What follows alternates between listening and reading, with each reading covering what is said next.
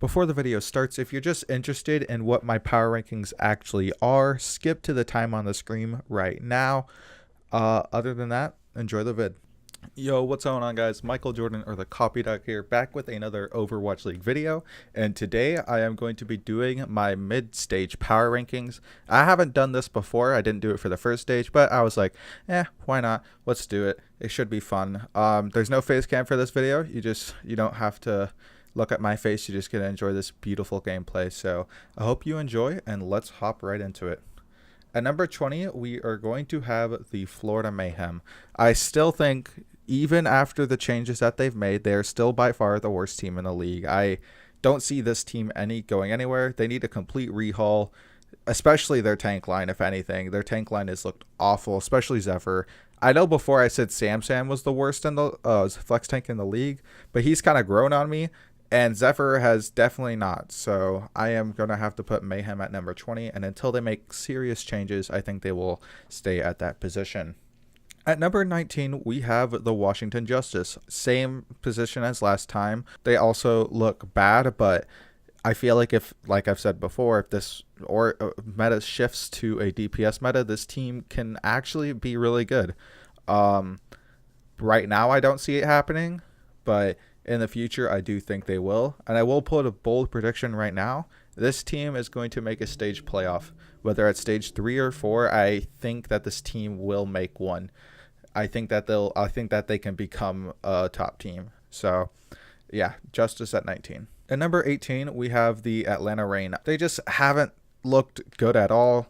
Who knew that DeFran leaving would make such a big impact? Also, Baby Bay hasn't been the most impressive Zarya. Apart from that first game against the Boston Uprising, he just hasn't looked like a good Zarya, as good as DeFran was.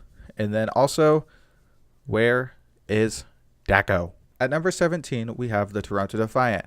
This roster is just, I don't know what to think of it. Until they incorporate I'm 37 correctly, I don't see this team going anywhere. Who knew that not having Stellar would make such a massive impact on this roster? I do think that they can become better, but for the rest of their stage, seeing that they have one of the hardest schedules, I don't think that we'll be seeing them near the top right now. At number 17, we have the LA Valiant. Now, compared to Stage 1 LA Valiant, this is a lot better. This is improvement. Also, shout out to Valiant for winning your game against the Atlanta Reign.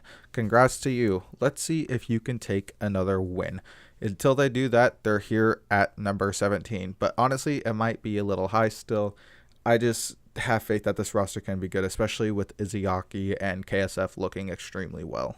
At number 16, we have the Guangzhou Charge. Again, I'm probably putting this team a little high, but they also have had one of the hardest schedules. I think that is undoubtable compared to any team, but they need to start winning, and they have a good chance this week to start winning, seeing as they go against the Hangzhou Spark and the Atlanta Reign, two teams Hangzhou Spark look good, but Atlanta have definitely looked struggling. I do think that this is a very winnable game for Guangzhou, and I feel like they will win it. But if they lose it, then you guarantee that this team is going way lower in my power rankings. At number 14, we have the Houston Outlaws. This team is probably the hardest to judge, seeing as they have only played one game. They looked good on that first map and then just got completely rolled. Something I have noticed, if Raucus is on that Ana, he is a lot better than on that Zenyatta. I could tell already from the World Cup, I could tell you that. But he looks pretty good on the Ana. That was a really good fight between him and Twilight.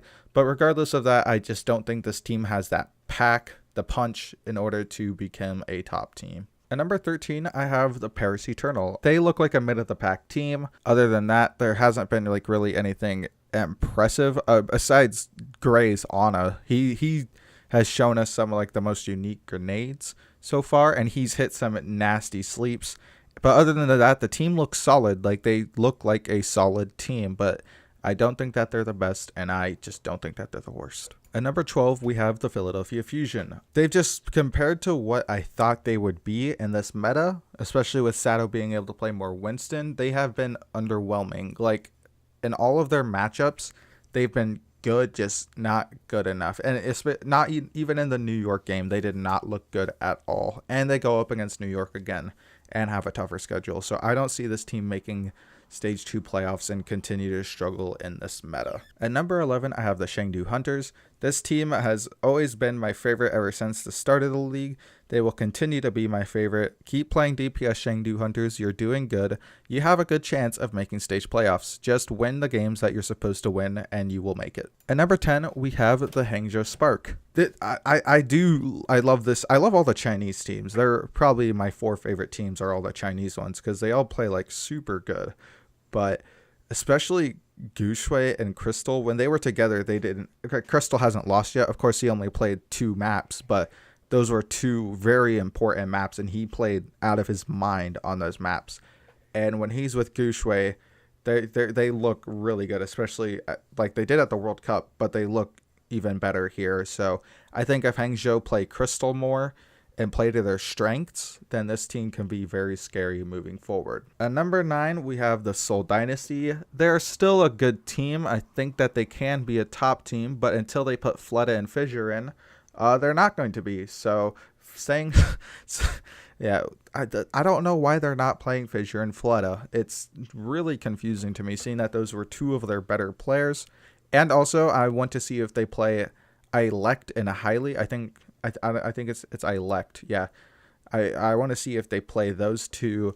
But even after that, they should be playing Fleta, seeing as he is their best player after Fissure, who they need to play as well. At number 8, we have the Shanghai Dragons. They were going to be lower if they did lose to the Hunters, but they looked really good in that series. And I think moving forward, they're like Sinatra and Super said in the interview at that halftime between the game, they said that Dragons are a top team and that like they're probably going to win the rest of their games, besides Shock, of course, like because the Shock players were the ones being interviewed. But they, like, according to the Shock, they're going to go 4-3 and make playoffs.